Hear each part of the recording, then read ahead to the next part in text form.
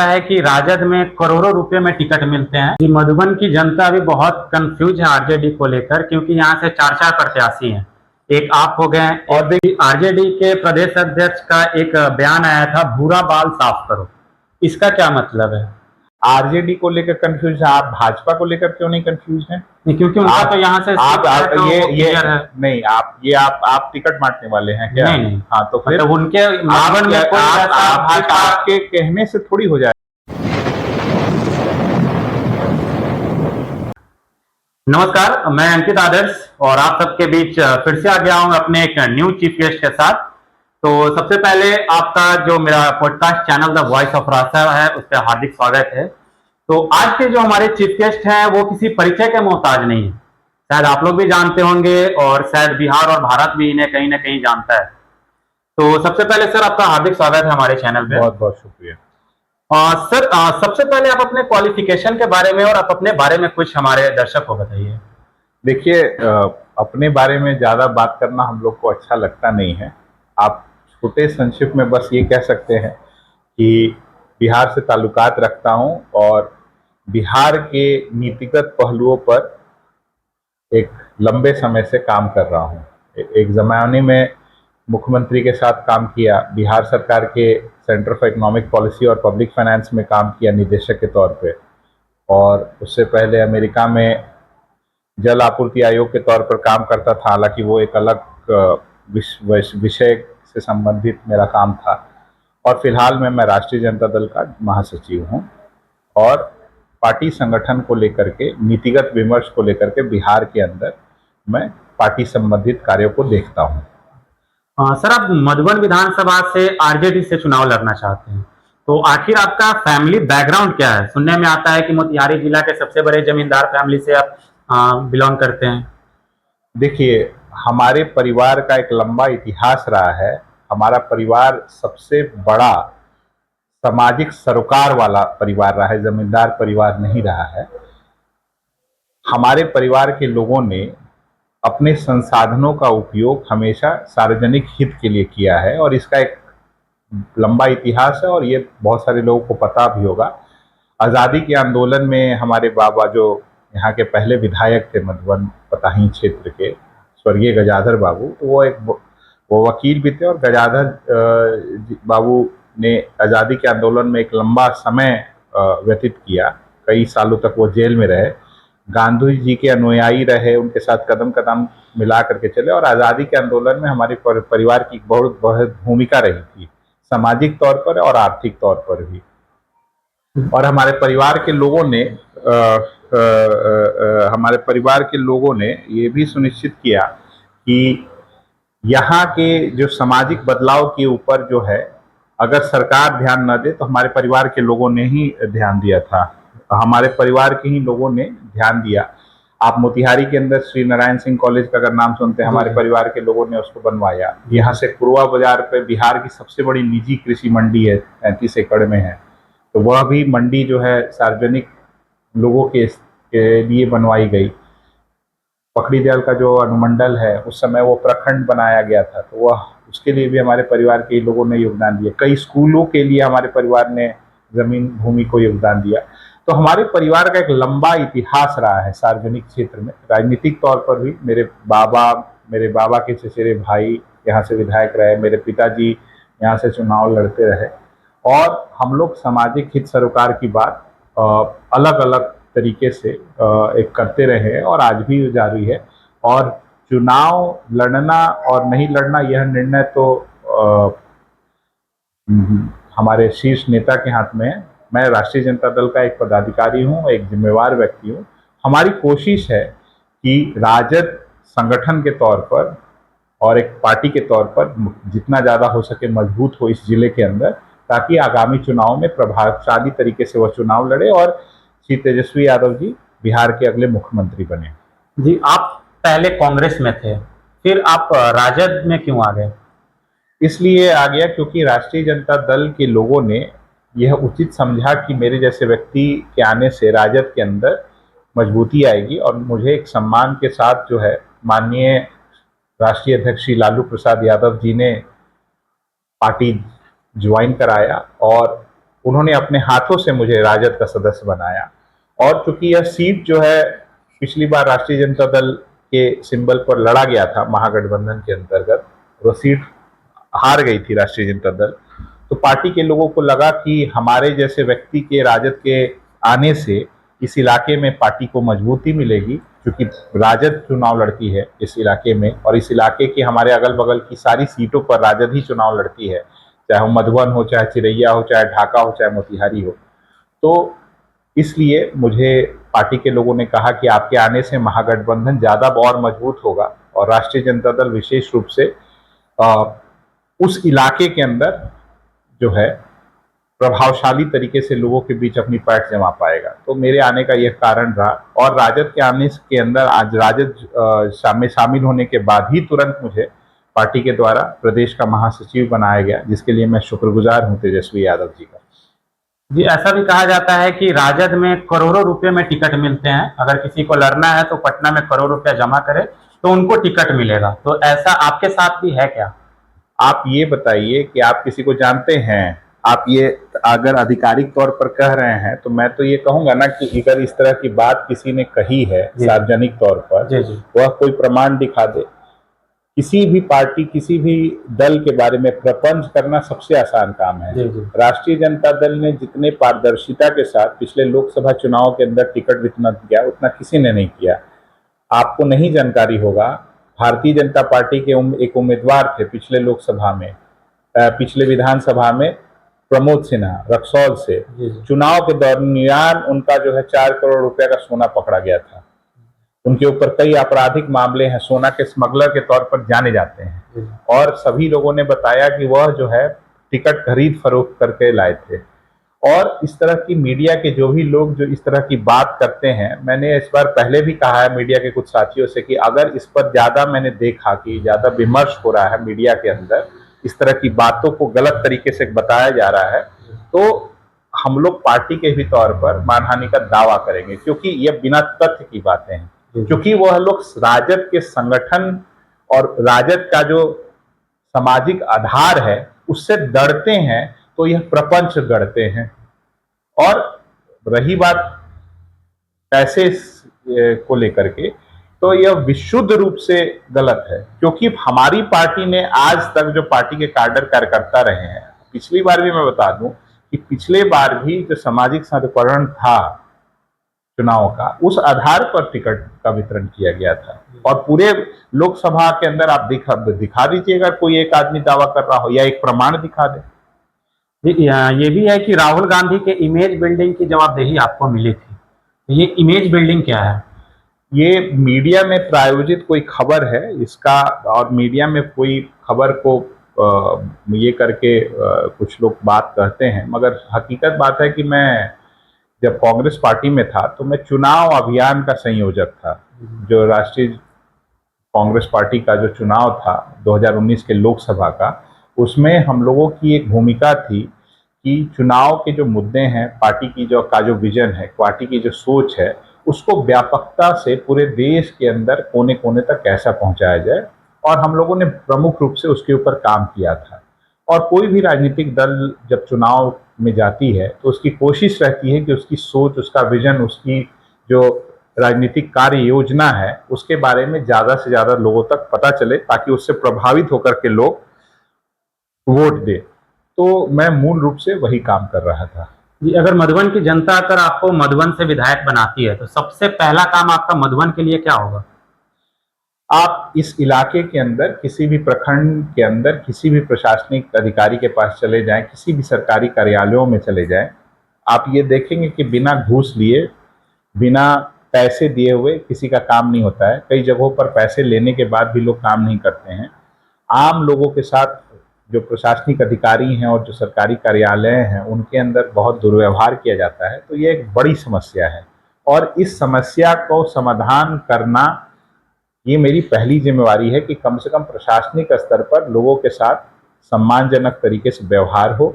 और जो यहाँ भ्रष्टाचार की जो एक व्यापक समस्या है, क्योंकि यहाँ के जो स्थानीय विधायक हैं वह एक गिरोह चलाते हैं वसूली करने वाला, उस गिरोह का खात्मा हो। यहाँ जो माफिया है हर विभाग के अंदर और हर कार्यालय के अंदर, उसको पूर्ण रूप से सरकारी कार्यालयों के बाहर से बाहर किया जाए और पूरी पारदर्शिता के साथ यहाँ का काम हो।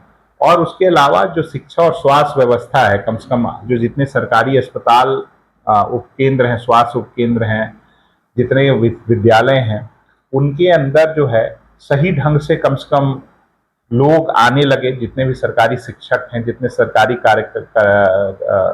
कार्यालयों के अंदर जो पदाधिकारी हैं, वह समय पर आए। डॉक्टरों की अनुपस्थिति की एक बड़ी समस्या है, उसको सुनिश्चित करवाया जाए। शिक्षकों की अनुपस्थिति की बहुत बड़ी समस्या है। मिड डे मील के अंदर भी बड़ी समस्या है, उसको भी सुचारू रूप से चलवाया जाए। और सीओ के अंचल स्तर के कार्यालयों के अंदर जो व्यापक भ्रष्टाचार है और अभी जो जमीन संबंधित मामले हैं किसानों को लेकर के, उनको भी थोड़ा सा रास्ते पे लाने की जरूरत है। और हमारा इन चीजों के ऊपर एक बड़ा प्रयास होगा और कोशिश ये रहेगी कि पहले 100 दिनों के अंदर ही एक बदलाव की झांकी देखने को लोगों को मिले। जी, मधुबन की जनता अभी बहुत कंफ्यूज है आरजेडी को लेकर, क्योंकि यहाँ से 4 प्रत्याशी हैं, एक आप हो गए। और देखिए, मैं एक बात बता रहा हूँ। जी जी। पहली बात ये है कि पार्टी का टिकट देने का काम सर्वोच्च नेता का है। जी जी। आरजेडी को लेकर कंफ्यूज है, आप भाजपा को लेकर क्यों नहीं कंफ्यूज हैं? नहीं, क्योंकि उनका तो यहाँ से आप तो ये नहीं, आप टिकट बांटने वाले हैं क्या? नहीं। हाँ, तो फिर मतलब उनके आपके कहने से थोड़ी हो जाएगा। आप दिल्ली चुनाव के अंदर जाकर के इतिहास देख लीजिए, सभी लोगों का बीजेपी ने टिकट बदल दिया था। 40 लोगों का मध्य प्रदेश के चुनाव में 40% विधायकों का टिकट काट दिया गया। क्या आप कह सकते हैं गारंटी के चोट पर, या भारतीय जनता पार्टी का कार्यकर्ता कोई कह सकता है कि वर्तमान के जो निष्क्रिय विधायक है वही चुनाव लड़ेंगे? यहाँ पे अभी कोई प्रत्याशी भाजपा के लिए नहीं लड़ रहा। ये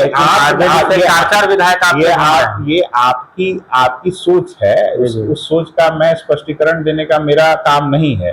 मेरे पार्टी के अंदर हमारे जो नेता हैं वह निर्णय लेंगे, और हमारी पार्टी जो है संगठन के अनुसार चलती है। हमारे पार्टी के नेता लोग जो है निर्णय अपने सुचिता के अनुसार लेते हैं। हमारे राष्ट्रीय अध्यक्ष और हमारे नेता प्रतिपक्ष तेजस्वी यादव जी को पता है कि किसको चुनाव लड़ाना है, और जितने ज्यादा लोग अगर दावेदारी कर रहे हैं, इसका मतलब है कि सार्वजनिक तौर पर, जातिगत स्तर पर हमारी पार्टी की उतनी ज्यादा पैठ है। तो ये एक लोकतंत्र के लिए एक बेहतर बात है। मगर मैं ये कहना चाह रहा हूं कि पार्टी के अंदर कंफ्यूजन होने की जरूरत नहीं है। समय आने पर हमारे नेता जो भी उचित व्यक्ति होगा उसको देंगे।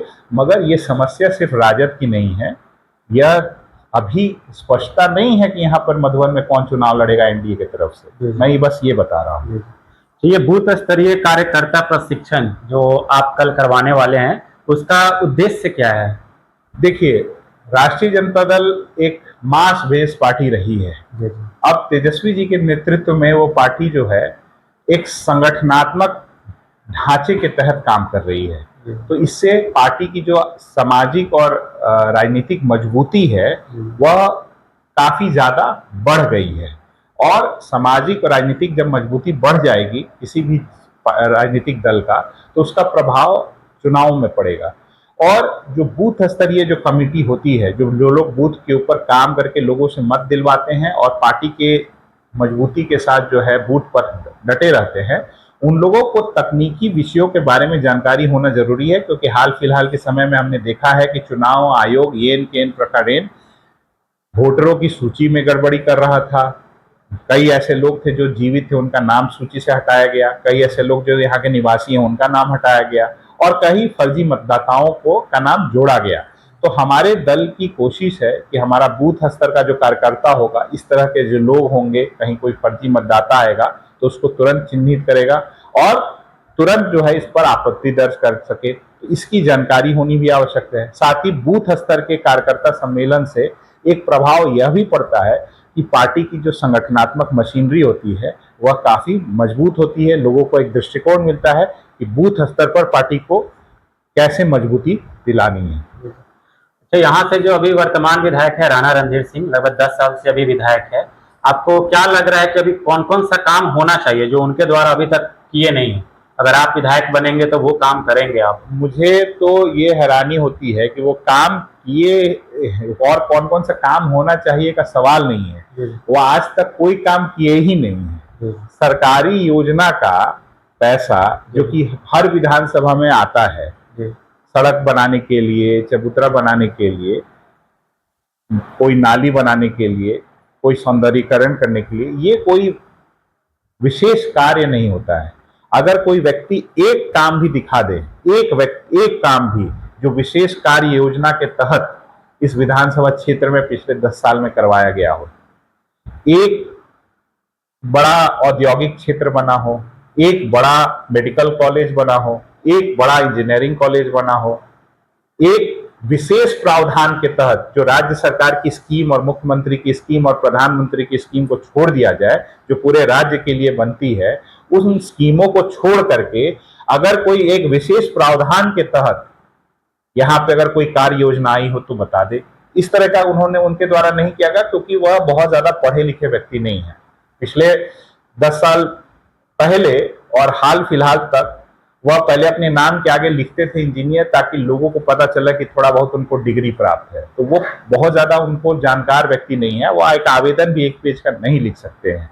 और राजनीतिक काम करने के लिए प्रशासनिक अनुभव और समझ की जरूरत होती है। तो चूंकि इन लोगों को कुछ पता नहीं है, इसलिए कोई काम नहीं करा सकते हैं। अब आप देखिए उदाहरण के लिए कि पकड़ी दयाल नगर पंचायत है, नगर पंचायत का कचरा घर बना एक ग्राम पंचायत के अंदर, चोरमा के अंदर। जब इसके ऊपर बड़ी कार्रवाई हुई, बड़ी आपत्ति हुई, हम लोगों ने इसके ऊपर एक बड़ा विरोध किया, तो जब पत्रकार और जितने मीडिया के साथी यहाँ के स्थानीय विधायक से पूछने गए, तो वो कहते हैं कि इस काम को बंद करा दिया गया। जिस दिन वो स्टेटमेंट दे रहे थे, उस दिन वहां पर कचरा गिराया जा रहा था बिना आधारभूत संरचना के बनाए। तो जिस विधायक को एक अदद बात तक ना पता हो कि उसके क्षेत्र में क्या हो रहा है, क्या उसकी वस्तु स्थिति है, तो उसके बारे में क्या ही कहा जाए। और दूसरी बात यह है कि कोई भी काम करने के लिए सोच और समझ और विजन की जरूरत होती है, जो उन लोगों के पास न के बराबर है। आपके पकड़ी दयाल प्रखंड का एक डिग्री कॉलेज आया, आज के समय में यह अभूतपूर्व है पूरे राज्य में कि डिग्री कॉलेज का नाम है पकड़ी दयाल प्रखंड। कॉलेज का स्थापना हुआ है किसी दूसरे प्रखंड के अंदर, और क्यों हुआ है कि वसूली करने में, उसका ठेकेदारी में, उसके जमीन के आवंटन में इन लोगों ने घूसखोरी और पैसा कमाया है। तो बात यह है कि इन लोगों ने कुछ काम किया नहीं है पिछले 10 साल में। यहाँ के लोग इनसे ऊब चुके हैं और इस बार भारी मतों से जीत हारने जा रहे हैं, और हम लोग की भारी मतों से हमारी जीत होने जा रही है।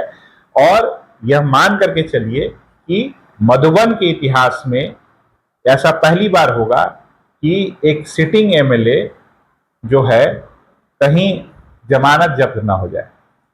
जी, आरजेडी के प्रदेश अध्यक्ष का एक बयान आया था, भूरा बाल साफ करो, इसका क्या मतलब है? आप जो ये बात कर रहे हैं, आप पूर्ण रूप से गलत बात कर रहे हैं। इस तरह का कोई बयान नहीं आया था। आप कोई क्लिपिंग को निकाल करके अगर आप ये दृष्टिकोण लेकर के चल रहे हैं, तो मैं चाहूंगा कि आप अपने दृष्टिकोण को पहले शुद्धिकरण करें। अगर कोई बात, कोई मीडिया का कोई बात जो है एक मीडिया में लगा हुआ, हाँ, तो ये जो है ये सब दुष्प्रचार के तरीके हैं। उस दुष्प्रचार के तरीकों से कोई भी समझदार व्यक्ति को बचना चाहिए। हाँ, तो आप जो बात कर रहे हैं वो तथ्यहीन बात है। संदर्भ कोई दूसरा था, छोटा सा क्लिपिंग चला देने से मुद्दा को ये किया जाता है। और सबसे बड़ी बात यह है कि हमारी पार्टी जो है आज के समय में सभी जाति और धर्म के लोगों को साथ लेकर के चलने वाली पार्टी है।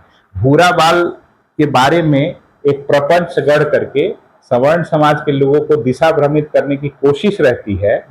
आज के डेट में आपको मैं बता दूं कि हमारा प्रतिनिधि मंडल इलेक्शन कमीशन के पास मिला। आप बता दीजिए कि ऐसा कोई हो। हमारे प्रतिनिधि मंडल में सवर्ण समाज के 5 में से 4 लोग गए थे और एक पिछड़े वर्ग से गए थे। तो हमारा जो प्रतिनिधि होता है, हमारी जो पार्टी होती है, वो सभी दलों को, और ये आपको जानकारी नहीं होगा, आपको मैं दावे के साथ कह रहा हूं कि क्या आपको पता है कि पिछली बार के विधानसभा चुनाव में सबसे ज्यादा राजपूतों को किस पार्टी ने टिकट दिया था? आपको क्या? हाँ, तो जब आप जान रहे हैं कि सबसे ज्यादा टिकट राष्ट्रीय जनता दल ने दिया था सवर्ण समाज, राजपूत समाज के लोगों को, तो यह पार्टी कभी भी किसी जाति के खिलाफ कभी भी कोई तीखा टिप्पणी नहीं करती है। ये मीडिया के कुछ लोग जो हैं प्रपंच करते हैं पार्टी को बदनाम करने के लिए, और इससे कोई फर्क नहीं पड़ता है। आप इस इलाके में घूम जाइए और पूरे बिहार में घूम जाइए, एक बड़ा जनमानस सवर्ण समाज का आज राजद और महागठबंधन के साथ खड़ा है। तो यहाँ के जो वर्तमान विधायक है वो भी राजपूत हैं। आप दावा कर रहे हैं मधुबन विधानसभा से आप भी राजपूत हैं, तो क्या ये समीकरण मिलेगा ताकि चुनाव आप ये समीकरण मिलाना आपका और मेरा काम नहीं है। नहीं, लेकिन मेहनत तो यहाँ के कैंडिडेट को करना है। आप ये समीकरण मिलाना, और आपको क्या लगता है कि जाति देख करके लोग केवल वोट देते हैं? यहाँ के लोगों को डेवलपमेंट से मतलब नहीं है। और क्या आपको लगता है कि हमारे परिवार का क्या इतिहास रहा है? हमारे परिवार का एक लंबा इतिहास डेवलपमेंट का रहा है। हम लोगों ने एक जाति की राजनीति नहीं की है, न कभी की है, न कभी भविष्य में करेंगे। हम लोग सार्वभौमिक विकास में विश्वास रखने वाले लोग हैं, और यहाँ के चुनाव का जो प्रतिनिधि होगा, जो भी होगा राष्ट्रीय जनता दल का, वह हम लोग सुनिश्चित करेंगे कि वह इस चुनाव में जीते, और यह निर्णयकर्ता माननीय नेता प्रतिपक्ष होंगे। आप उसके ऊपर हमको पूरा विश्वास है कि वो जिसको भी लड़ाएंगे। हम लोग तो यह दावेदारी कर भी नहीं रहे हैं, हमारा पूरा लक्ष्य है पार्टी के संगठन को मजबूत करने का। ये जन स्वराज के आने से मधुबन विधानसभा में क्या असर पड़ेगा? मुझे तो कोई असर होता हुआ नहीं दिख रहा है। आप इससे पहले प्रशांत किशोर जी पे कोई FIR भी किए थे पटना में? हाँ, FIR किया हुआ है, आज भी वो FIR है, उनके ऊपर 420 का मुकदमा है। 420 का क्यों? ऐसा क्या कर दिए थे वो? आप उस FIR के बारे में आप जब बात कर रहे हैं तो उस FIR को भी पढ़ लीजिएगा, सार्वजनिक रूप से FIR है, तो आपको जानकारी हो जाएगी। वो बात बिहार के नाम से कैंपेन स्टार्ट किए थे जिसमें आपका दावा था कि वो डाटा चुरा कर वो काम कर रहे हैं। देखिए, क्योंकि मामला न्यायालय में है, पटना उच्च न्यायालय में, इस पर मैं कोई टिप्पणी नहीं करूंगा। मगर अगर कोई मीडिया के साथी को इसमें रुचि हो तो क्योंकि बातें सारी सार्वजनिक हैं और पूरी तरह से उपलब्ध है, तो वह उसके ऊपर और छानबीन चाहे तो कर सकते हैं। जी, मधुबन विधानसभा के जनता के लिए आप क्या कहना चाहेंगे? मैं ये जानता हूँ, क्योंकि इस इलाके को हमारे परिवार के लोगों ने सैकड़ों साल से सींचा है अपने खून पसीने से, और इस इलाके के लोगों को हमारे परिवार के लोगों ने ही उठाया है। तो हमें बहुत ज़्यादा कहने की ज़रूरत नहीं है। यहाँ के लोग समझदार हैं और सामाजिक शुचिता और व्यवहारिकता को वो अच्छी तरह से पहचानते हैं। उन्हें फ़र्क करना आता है कि कौन आदमी कितना लायक है। आने वाले समय में जो मैं क्षेत्र से मुझे फीडबैक मिल रहा है, या मैं उम्मीद कर रहा हूँ कि स्थानीय जो यहाँ के वर्तमान विधायक हैं, उनका जमानत जब्त हो जाएगा राष्ट्रीय जनता दल के उम्मीदवार के सामने। हाँ, बहुत बहुत धन्यवाद सर आपको हमको समय देने के लिए। और जितने भी हमारे व्यूअर्स हमको देख रहे हैं, इस वीडियो को ज़्यादा से ज़्यादा शेयर करें और हमारे YouTube चैनल को सब्सक्राइब करें।